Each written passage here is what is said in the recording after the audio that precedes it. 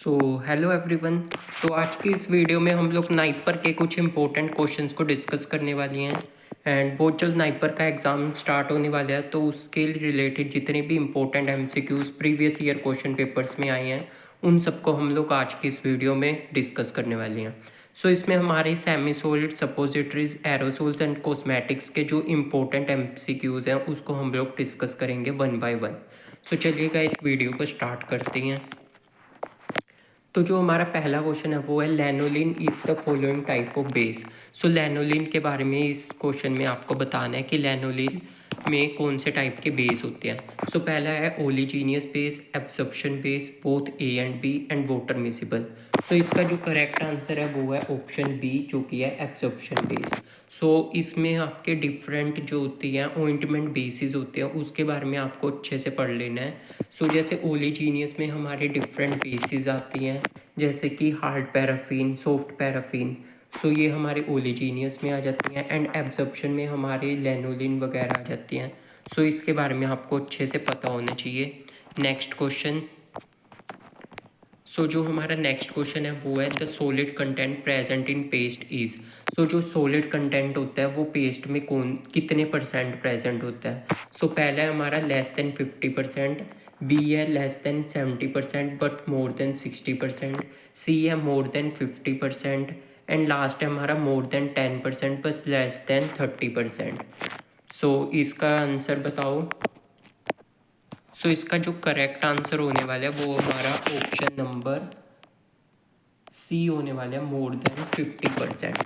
सो जो हमारा पेस्ट है उसका जो सॉलिड कंटेंट होता है वो हमारा मोर देन 50% होता है।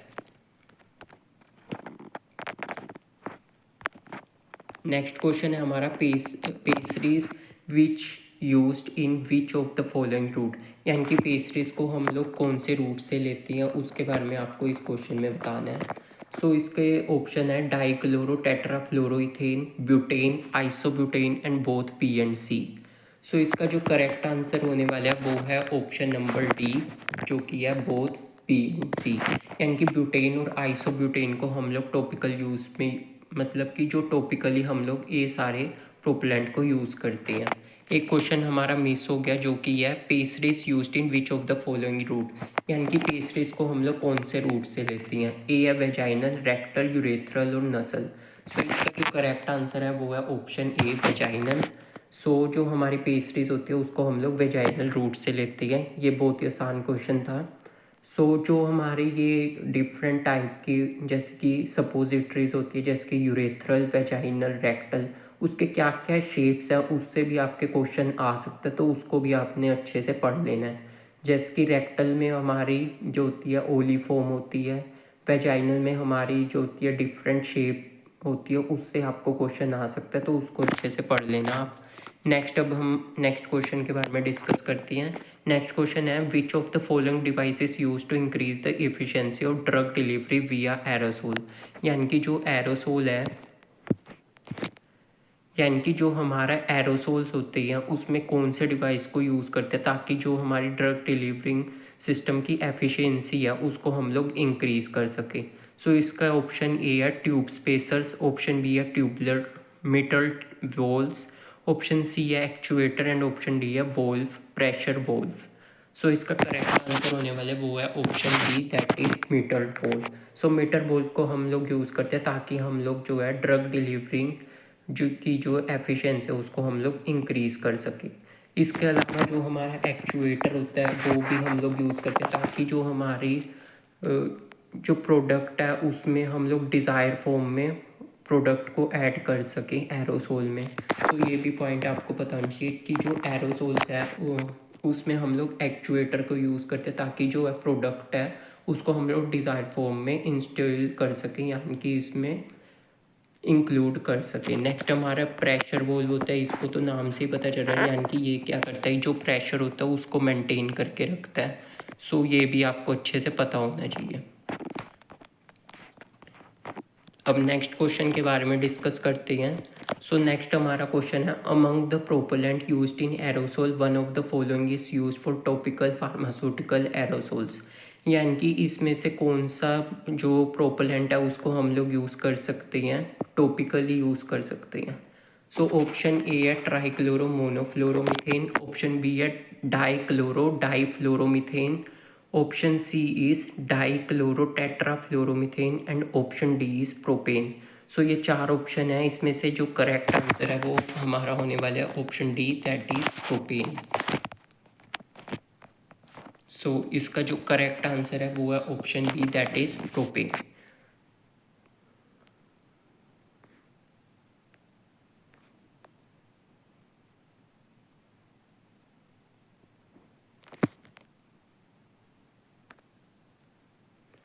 नेक्स्ट क्वेश्चन के बारे में डिस्कस करते हैं। सो नेक्स्ट क्वेश्चन है हमारा, aerosol are the suspension of liquid globules for the solid particles इन।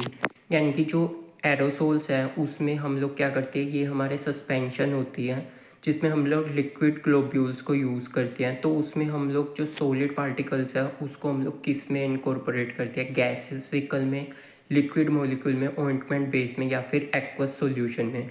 सो इसका हमारा जो करेक्ट आंसर होने वाला है वो है option number A, that is gaseous vehicle. So हम लोग क्या करते हैं कि जो हमारे एरोसोल्स होते हैं उसमें सॉलिड पार्टिकल को गैसियस व्हीकल में इनकॉर्पोरेट करते हैं। नेक्स्ट हमारा क्वेश्चन है, which of the propellant is commonly used in topical aerosol.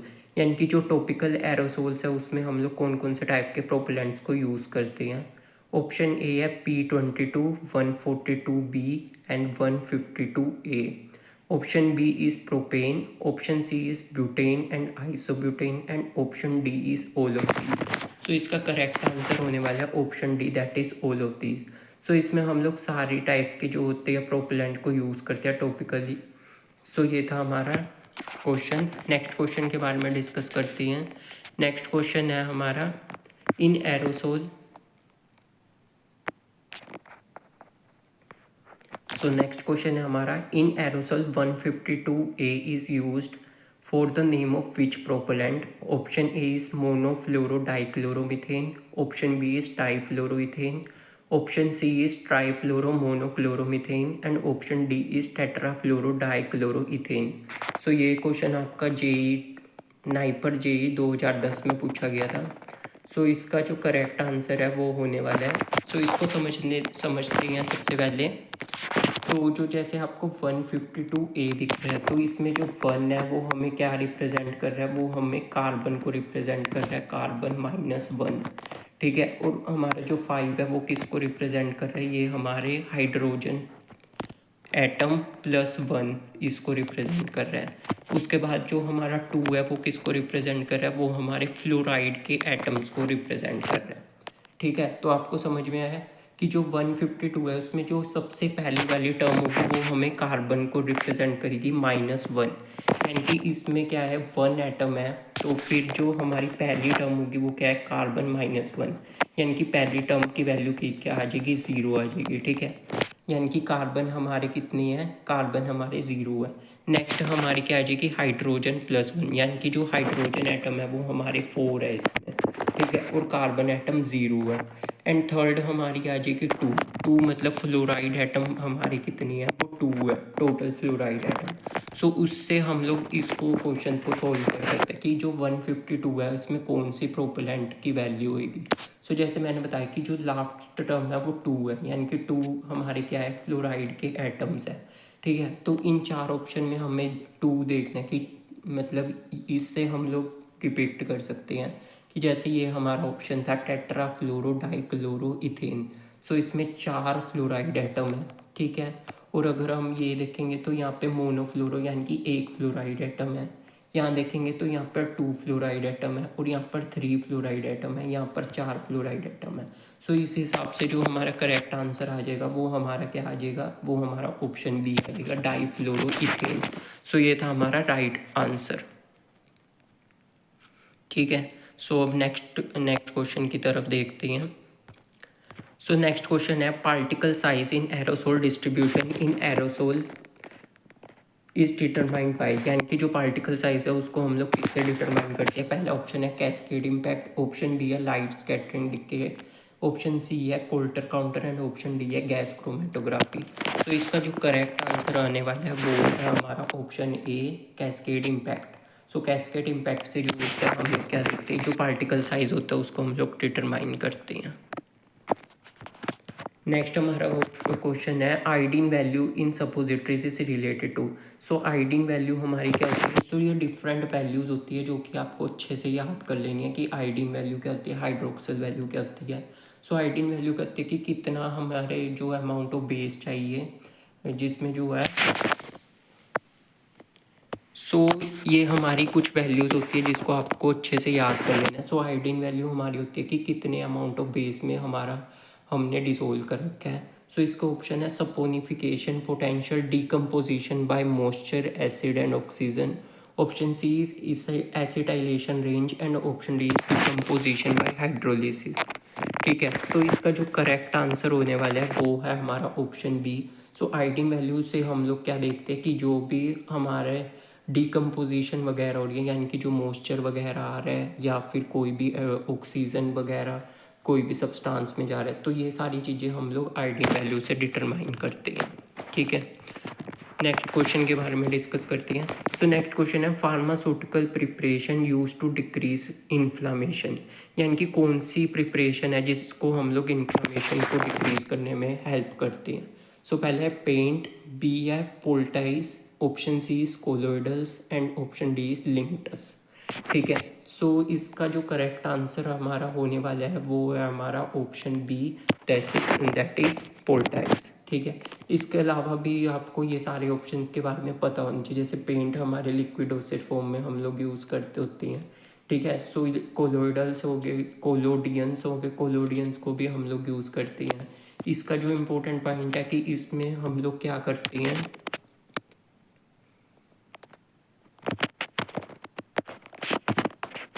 सो इसमें हम लोग क्या करते हैं कि जो कोलोइडेंस होता है उसका जो मेन इंग्रेडिएंट होता है वो पायरोलिडीन होता है। ठीक है, पायरोलिडीन क्या होता है, इसका मेजर इंग्रेडिएंट होता है, ये आपको पता होना चाहिए। नेक्स्ट हमारा जो ऑप्शन है वो है लिंक्टस। सो लिंक्टस को हम लोग क्या करते हैं, जो कफ होती है उसके ट्रीटमेंट में यूज़ करती हैं। सो ये हमारी लिक्विड डोसेज फॉर्म होती है जिसको हम लोग कफ के ट्रीटमेंट में यूज़ करते हैं। सो ये भी आपको जो है अच्छे से पता होना चाहिए। अब नेक्स्ट क्वेश्चन के बारे में देखते हैं, role of borax in cold cream, यानी कि जो बोरेक्स है उसका क्या रोल है हमारे कोल्ड क्रीम में। सो सबसे पहले कोल्ड क्रीम के बारे में जान लेते हैं। तो कोल्ड क्रीम हमारी क्या होती है, वाटर इन ऑयल टाइप की इमल्शन होती है। ठीक है, इसके बारे में आपको पता होना चाहिए कि ये क्या होती है, हमारी वाटर इन ऑयल टाइप की इमल्शन होती है। अब उसका एक इंग्रेडिएंट है बोरेक्स। सो बोरेक्स को हम लोग किस के लिए यूज़ करते हैं, यानी कि जो हमारा बोरेक्स है उसको हम लोग कोल्ड क्रीम में किसके लिए यूज़ करते हैं, as a emulsifying agent use करते हैं। ठीक है, तो as a emulsifying agent use करते हैं, प्रिजर्वेटिव, सस्पेंडिंग एजेंट या फिर एंटीऑक्सीडेंट। सो इसके बारे में आपको पता होना चाहिए। सो जो बोरेक्स है उसको हम लोग एज ए इमल्सिफाइंग एजेंट की तरह यूज़ करते हैं। अब नेक्स्ट क्वेश्चन है which of the following is water soluble base, यानी कि इन चारों में से कौन से हमारे वाटर सोल्यूबल बेस हैं। सो ऑप्शन ए है हमारा सॉफ्ट पैराफिन, ऑप्शन बी है हाइड्रोक्सीथाइल सेलुलोज, ऑप्शन सी है cocoa butter and option D है वैसलीन। सो इसका जो करेक्ट आंसर रहने वाला है वो है ऑप्शन बी, हाइड्रोक्सीथाइल सेलुलोज। सो हाइड्रोक्सीथाइल सेलुलोज को हम लोग वाटर सोल्यूबल बेस की तरह यूज़ करते हैं। ठीक है, next question, in aerosol which of the following equation is use for calculating vapour pressure of propellant. So इसमें बताना है कि वो वेपर प्रेशर को कैलकुलेट करने के लिए हम लोग कौन से लॉ को यूज़ करते हैं। सो पहला है चार्ल्स लॉ, ऑप्शन बी है बॉयल्स लॉ, ऑप्शन सी है roles law and option D है किरचॉफ लॉ। सो जो हमारे ये चार्ल्स लॉ है इसमें हम लोग जो है रिलेशन देखते हैं, यानी कि जो टेम्परेचर और वॉल्यूम का रिलेशन देखते हैं इसमें। ठीक है, इसकी इक्वेशन होती है V1/T1 इक्वल टू V2/T2। ठीक है, तो ये पॉइंट को आप लोग नोट कर लेना।